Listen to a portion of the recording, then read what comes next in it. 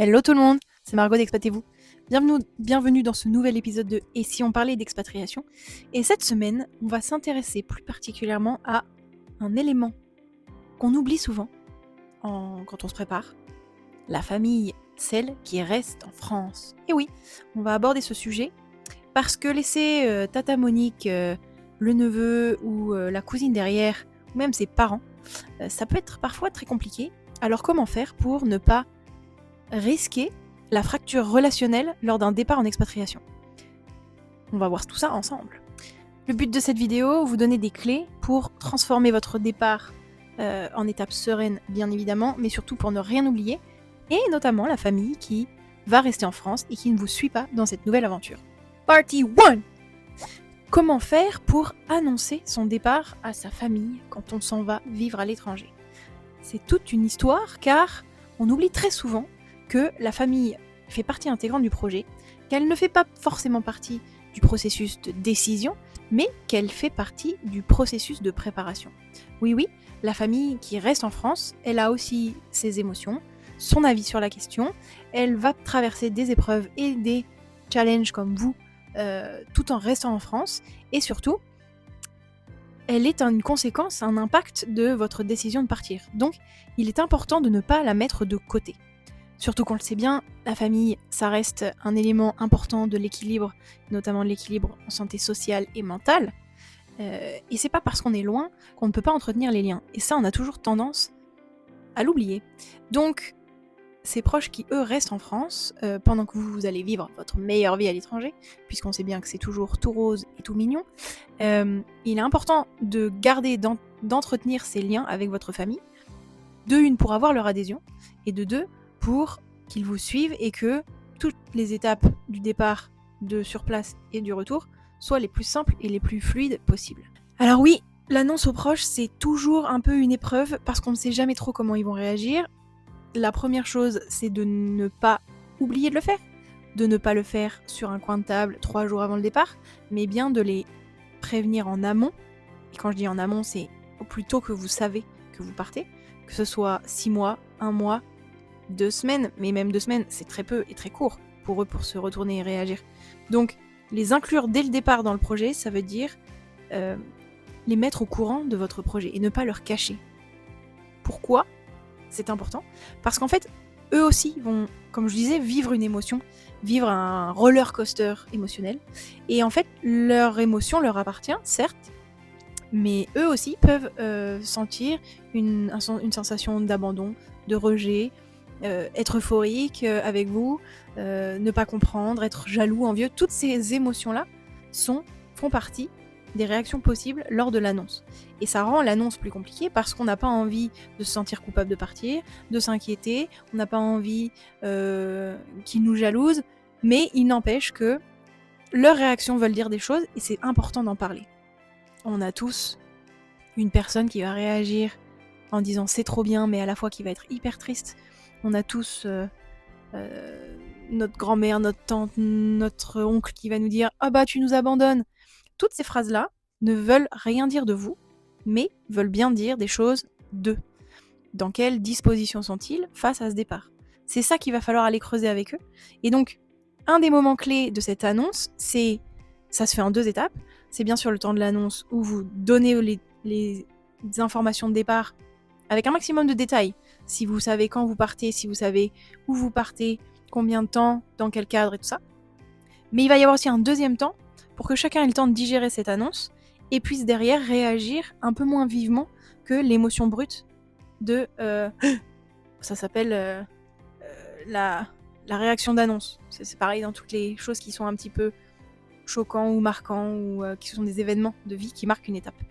Pourquoi ça va être important d'en reparler aussi? Parce qu'il va falloir mettre sur la table ce que eux pensent de ce départ, indépendamment de votre choix de partir ou pas, hein, mais que chaque chose soit dite et que rien ne reste en travers. Ça n'est pas rare, des gens qui, à leur retour, retrouvent leurs parents qu'ils ont laissés 15 ans en amont d'une expatriation, et leurs parents leur en veulent toujours. Et ils en veulent toujours, et ils sont toujours là en disant « Tu m'as abandonné il y a 15 ans, en fait je t'en veux ». Donc il est important de tout clarifier avant de partir, pour que ça soit le plus simple et le plus digeste possible. Et si vous ne le faites pas, c'est votre expatriation, ça va venir impacter, puisque vous n'allez pas vraiment en profiter, et que vous allez vous dire, elle m'en veut, elle veut plus venir, elle m'a abandonné, elle va jamais revenir, voilà. Donc tout ça, vous allez l'avoir dans la tête, ça va vous empêcher de vivre pleinement la vôtre, à moins d'en avoir vraiment rien à faire, mais c'est rarement le cas quand même. Faut pas que ça vienne teinter votre expérience sur place. Donc on récapitule les points principaux de cette partie d'annonce. 1. L'annonce est primordiale, et ce bien en amont de votre départ, pour laisser aux gens le temps de digérer l'information, puisque eux restent, mais ça va quand même impacter leur vie, dans le fait de vous voir, dans le fait d'entretenir le lien, dans le fait de plein de choses, une réorganisation. Et ça se fait en 2 temps. On annonce en me donnant un maximum de détails, et en deuxième lieu, on se prend un temps pour dire, ok, qu'est-ce que j'ai ressenti, qu'est-ce que ça provoque chez moi, ton départ, est-ce que je suis triste, est-ce que je suis inquiète, est-ce que je suis en colère, est-ce que je suis envieuse, et on pose les choses, et on se dit les choses avant de partir, et c'est du donnant-donnant, et vous êtes ouvert à accueillir ce que votre famille va ressentir, et la famille doit aussi être prête à accepter que vous allez partir. C'est un sacré exercice, croyez-moi. Partie 2. Comment les inclure dans votre projet? Une fois que l'annonce est passée, comment faire pour que votre famille qui reste loin soit inclue dans votre projet d'expatriation? Ça va se jouer sur des petites choses, sur des habitudes, des routines à remettre en place, mais dans un cadre différent, celui où vous n'êtes pas la porte à côté. Et si ça se trouve, vous n'habitiez pas déjà la même maison ou le même quartier, mais là, ça va être de continuer à entretenir ce lien, à distance certes, mais aujourd'hui il y a quand même pas mal de choses qui sont faites pour que les liens soient réguliers. Je vous parle pas d'il y a 50 ans quand il n'y avait pas de téléphone, hein.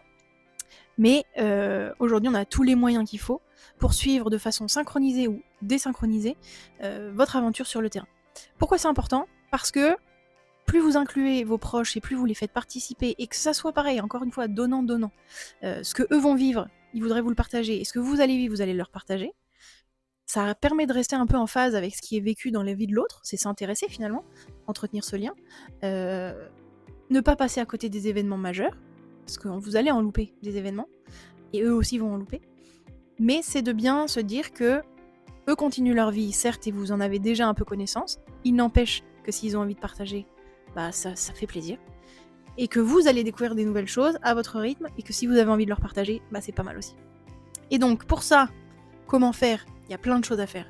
Il y a un carnet de voyage, il y a des journaux en ligne dans lesquels vous partagez des photos, et chacun vient mettre ses photos, que ça soit vous de votre côté ou du côté de votre famille. Il y a les applications qui suivent un peu les traces. Il y a les appels, bien sûr, réguliers du dimanche soir avec les grands-parents. Ça peut être un autre jour que le dimanche soir. C'était très caricatural. Voilà, il y a toute une routine à mettre en place, des nouvelles habitudes qui vont venir ponctuer comme ça votre vie sur place en expatriation, et qui vont permettre à votre famille restée en France de garder la ligne, de garder le cap, de garder la même direction que vous, et de partager un max que vous vivez aussi. Et ça, c'est vraiment important. Mais toutes ces petites habitudes-là, elles se mettent en place une fois que vous avez trouvé votre rythme sur place. Donc installez-vous tranquillement, trouvez votre rythme, mettez en place votre nouveau quotidien. Avant ça, comment vous pouvez les inclure? Vous pouvez les inclure dans vos préparatifs. Est-ce que vous avez des choses à déléguer? Est-ce que vous avez besoin de faire des recherches et vous avez besoin de plusieurs cerveaux? Est-ce que vous allez leur demander des conseils ou pas? Tout ça, c'est vous qui jaugez. Mais en tout cas, vous pouvez les impliquer dans votre départ. Ils en seront d'autant plus contents. Sauf si, bien sûr, ils rejettent en bloc l'idée que vous partiez et qu'ils ne veulent plus vous parler. Mais ça, c'est une autre histoire et ça se règle différemment. Impliquez-les au max. Confiez-leur des missions, ils seront hyper contents. Et ça vous aidera, vous en plus, à réduire votre charge mentale. Et ça, ça peut toujours servir quand même. Et enfin, la dernière phase d'inclusion, elle est sur le grand départ. Le jour de votre départ, quelques jours avant votre départ. Vous pouvez organiser une petite fête, un moment spécifique avec votre famille, ou avec des amis, ou les deux, pour marquer le coup. Marquer le coup de, ok, on va changer de rythme, on va changer de vie, mais on vous embarque avec nous aussi. Donc c'est l'occasion de faire une petite fête un moment privilégié avec, je sais pas, de la bonne bouffe que vous aimez, avec des petites activités, de quoi garder des souvenirs, des photos, des choses comme ça. Et puis vous pouvez peut-être organiser aussi un échange de cadeaux. Un échange de cadeaux entre de vous à eux, et peut-être de eux à vous, avant de partir. Quelque chose de marquant qui va sceller cette étape de « ça y est, on part ». mais on ne vous oublie pas et on vous embarque avec nous, un petit bout avec nous dans notre valise. Donc si on récap cette partie 2, comment on inclut les proches qui restent dans le projet?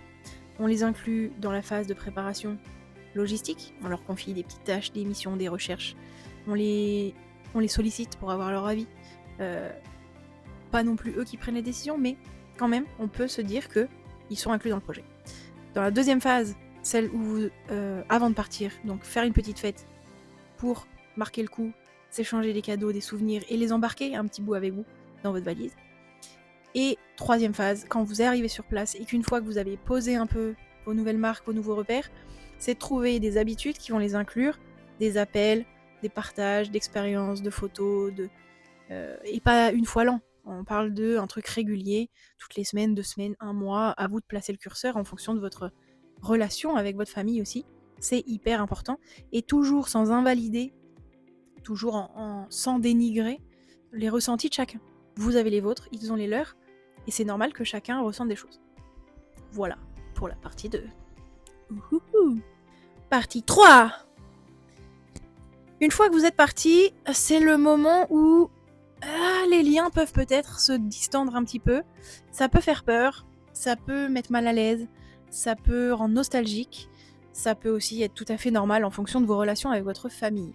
Mais ce qu'il faut savoir, c'est que dans les premiers temps de votre voyage, et notamment lorsque vous arrivez sur place, et que vous savez cette courbe qui fait qui descend après, dans la phase de lune de miel, vous allez être peut-être moins présent parce que vous allez profiter à fond sur place, et dans la phase de confrontation, va revenir en masse la volonté de voir votre famille et de vous dire peut-être que j'aurais dû les inclure, il me manque, il faut que j'arrive à trouver comment je les mets dans mon calendrier. Et ça, c'est toujours un peu normal, il faut que chacun retrouve ses marques, que ce soit vous avec des marques complètement nouvelles, mais que ce soit eux aussi sans vous. Donc, c'est un temps de latence qui peut faire peur dans la séparation et l'éloignement.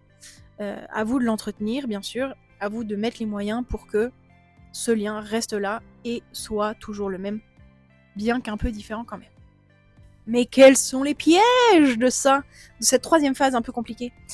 Les pièges, c'est que on se fasse prendre par le temps, par la distance, et qu'on ait du mal à ressurgir parce que on a honte, on n'ose pas, on voulait pas déranger, on sait jamais quel est le planning de l'autre et comment il va réagir, est-ce qu'il est disponible ou pas.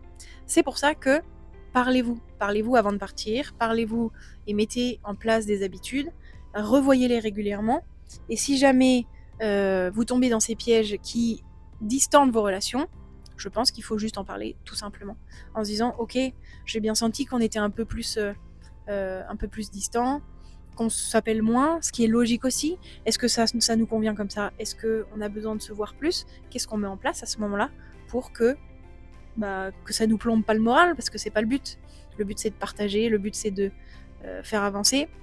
Il y a aussi ce piège de vous partager des super photos d'un truc tout nouveau pendant que les autres sont dans leur quotidien grisâtre. Bon, attention aussi à ménager les sensibilités de chacun et à faire attention à pas trop balancer de plage sous les cocotiers, même si on n'habite pas tous sous les cocotiers, mais de balancer des photos idylliques de voyage, pas trop d'un coup. Posez des questions. Assurez-vous que de l'autre côté, c'est ok aussi. En général, la nostalgie et la distance, ça s'installe quand on n'arrive plus à se parler, quand on n'arrive plus à partager les choses.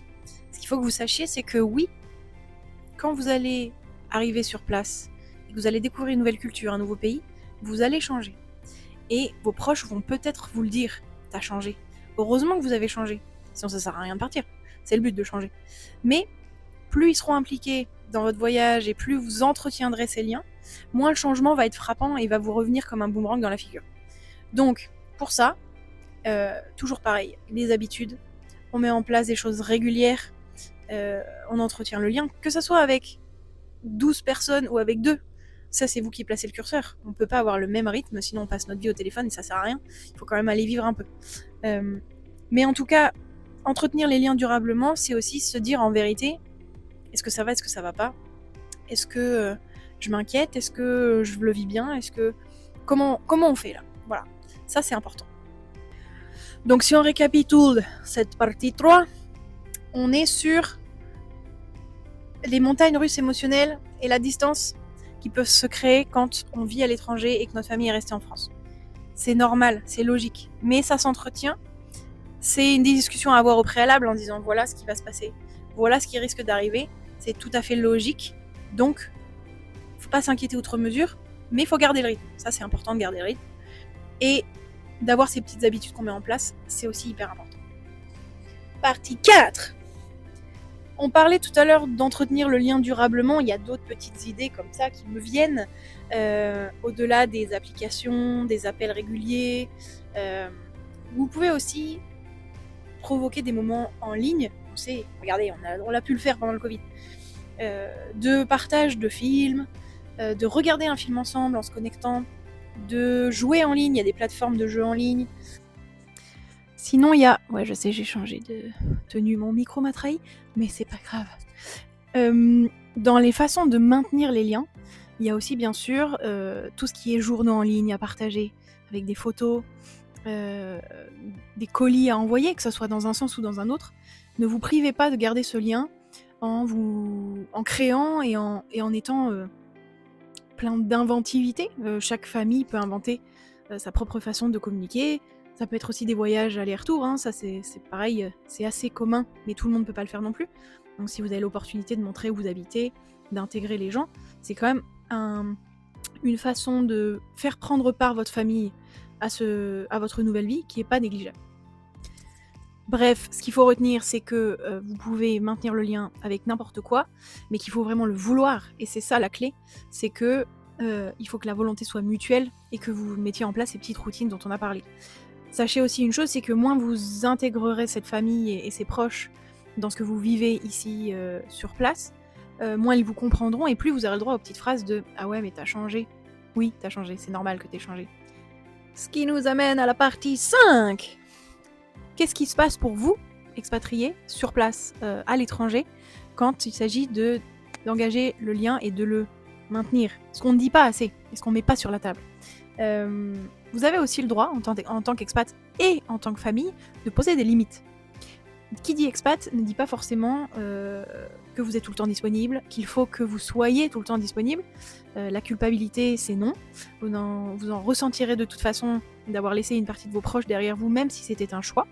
Et donc, vous n'avez pas à compenser quelque chose que vous ne pouvez pas offrir, entre guillemets. Ce que je veux dire par là, c'est que vous avez le droit de poser des limites, vous avez le droit de dire que c'est pas le moment, vous avez le droit de ne pas répondre aux messages, en assurant toujours que en face, il y a une capacité de réflexion et de compréhension, expliquer bien sûr, c'est pas juste un rejet, c'est ok là je suis pas dispo, ok là il y a le décalage horaire, ok on va mettre un truc en place pour derrière entretenir ce lien. En plus de ça, vous allez vivre vous cette phase de nostalgie et de remise en question de tout, en tant qu'expat à l'étranger, qui va vous faire douter. C'est le moment où vous n'allez pas vouloir inquiéter vos proches. Donc c'est le moment où les personnes ressources que vous aurez identifiées avant de partir sont hyper importantes, parce que c'est sur elles que vous allez pouvoir vous reposer. Pouvoir lâcher le morceau du c'est trop dur, en fait c'est pas comme j'espérais, sans pour autant prendre dans la tronche que tu l'as choisi, tu l'assumes et que t'as fait tes choix donc c'est ton problème. Non, ça c'est pas possible, il y a des hauts et des bas comme n'importe quelle vie en expatriation. Elles sont exacerbées en plus, ils sont exacerbés ces hauts et ces bas, ils sont 4 fois plus puissants, 5 fois, 10 fois plus puissants que quand on reste en France et qu'on continue sa vie. Donc il y a cette notion de limite et de qu'est-ce que vous voulez transmettre ou pas, qu'est-ce que vous pouvez transmettre ou pas comme information. Et bien sûr, ça va pour la petite vague émotionnelle, mais ça va aussi pour tous les événements de vie à préparer en amont et à bien discuter. Une maladie, un accident, qu'est-ce qu'on transmet, qu'est-ce qu'on dit pas, dans un sens comme dans l'autre, encore une fois. C'est une relation donnant-donnant. Donc c'est pas forcément être disponible à 24 hein, et pas guidé par la boussole de la culpabilité, mais c'est quand même expliquer que oui, il y a des faces cachées, il y a des hauts et des bas, que c'est pas toujours tout rose et que c'est pas parce qu'on répond pas qu'on veut pas. C'est rester très transparent sur ce que vous vivez et ce que vous ressentez à ces moments-là, dans cette phase où eux vont continuer leur vie quotidienne et vous allez apprendre à avoir une nouvelle vie quotidienne. Et ça, parfois, c'est assez déroutant. Et c'est à ce moment-là qu'on aimerait solliciter sa famille. Donc, si les liens sont bons et que vous les avez bien entretenus, il n'y a pas de raison que votre famille soit pas là pour ce moment-là. Et donc, si je récapitule depuis le début les messages principaux qu'il faut retenir de cette vidéo, quels sont-ils? Premièrement, intégrez votre famille dans le départ, depuis les préparatifs jusqu'au retour. C'est important que votre famille n'ait non pas son mot à dire, mais son ressenti à partager. Ça, c'est important, et ça ne doit pas s'oublier. Que ça doit se faire en plusieurs temps, le temps de laisser à tout le monde le temps de digérer l'information, de la comprendre, de voir comment on réagit. Ça, c'est important. Et que, en fait, chacun se sépare en ne retenant pas des griefs qui vont durer des années et que vous allez ressortir un déjeuner de famille où on va vous dire de toute façon tu nous as abandonnés il y a 15 ans donc non, ça c'est non. Ça c'est non. On dit non. Ensuite de ça, c'est un lien qui s'entretient comme n'importe quelle amitié, famille, relation familiale et tout ça. C'est un effort à fournir des deux côtés. Ça sert à rien de se forcer, hein, mais plus vous créerez des petites routines, des petites habitudes sympathiques pour partager des moments, plus vous aurez l'adhésion de votre famille dans les différents événements de vie que vous allez traverser. Tout en comprenant aussi qu'ils n'ont peut-être pas envie ou qu'ils ne comprennent pas. Et ça, c'est ok. Dans ce cas-là, c'est une histoire de personnes ressources, peut-être en dehors de votre cercle familial. Et enfin, ça va vous prendre un certain temps de trouver un équilibre émotionnel entre votre vie ici, votre vie là-bas. Cette volonté de vouloir ne rien louper là-bas, et puis vivre des aventures incroyables ici, et inversement. Vous allez louper des choses, ça c'est sûr. Votre famille va louper des choses, mais si ça reste en bonne intelligence de je partage et j'ai envie que vous soyez inclus, oui, vous allez vous créer de nouveaux souvenirs d'une autre façon. Et ça c'est important pour maintenir le lien et que les relations soient fluides et que personne ne pâtisse de cette situation qui peut durer très très longtemps. Hein. Quand on part pour 25 ans d'expatriation, c'est aussi quelque chose qui peut rester en épée de Damoclès au-dessus de la tête pendant 25 ans. Donc, méfiance et communication. Voilà, voilà. On arrive donc à la fin de cette vidéo, et si on parlait d'expatriation spéciale famille qui reste en France, sachez qu'Expatez-vous inclut cette partie dans la préparation au départ et vous donne des trucs, des astuces, des conseils pour bien intégrer votre famille dans ce processus, que c'est une partie intégrante de vos préparatifs, donc si vous me regardez mais que vous ne faites pas appel à Expatez-vous, pensez à le mettre dans votre checklist, c'est important. Si vous voulez en savoir plus, je vous invite bien sûr à prendre un rendez-vous découverte et on en discute ensemble. Et puis sinon, vous pouvez vous abonner pour suivre mes prochaines vidéos et rebondir en me racontant, vous, comment vous avez vécu cette expérience, comment votre famille a vécu cette expérience. Les retours d'expérience sont toujours une bonne chose. Voilà, donc en attendant, prenez soin de vous, bon préparatif, et je vous dis à la prochaine. Allez, ciao!